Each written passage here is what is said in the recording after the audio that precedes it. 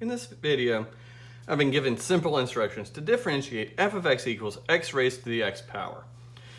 Well, you might be thinking, hey, I have rules for things that look like a to the x, a number raised to the x power, and I have a rule for x raised to a constant.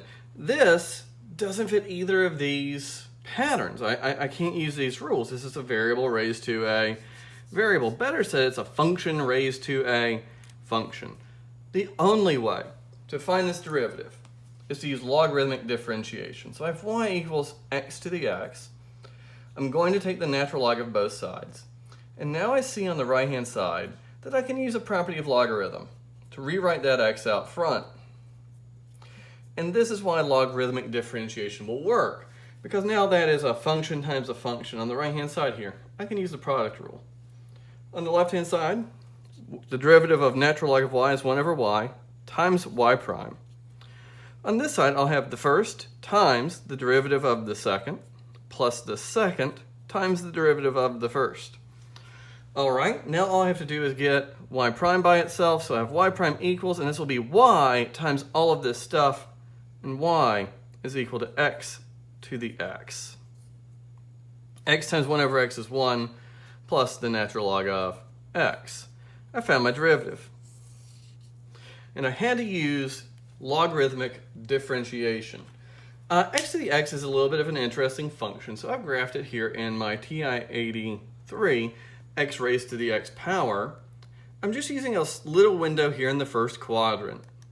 And I see its graph. And I'm really interested in that spot right there, where it kind of flattens out and turns around. At that spot right there, it looks like my function has a horizontal tangent line. So here's my question for you. At what value of x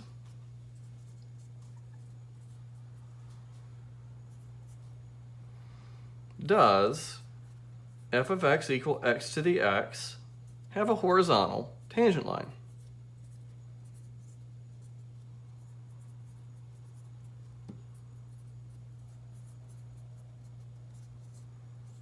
All right, well, another way of thinking about that is it's really asking, where is the derivative equal to 0? Because horizontal tangent lines have a slope of 0. The derivative gives me slope. So to answer this, I just need to set my first derivative equal to 0. Because it's two things being multiplied together,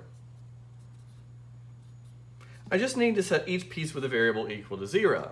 Well, x to the x is never equal to 0. So I just need to ask myself, where is 1 plus the natural log of x equal to 0? So I've run out of room over here. I'll solve that little equation over here. Minus 1 is equal to the natural log of x. And what I want to do now is solve this equation by rewriting it as in exponential form. So x is equal to the base e raised to the minus first. That horizontal tangent line is at 1 over e.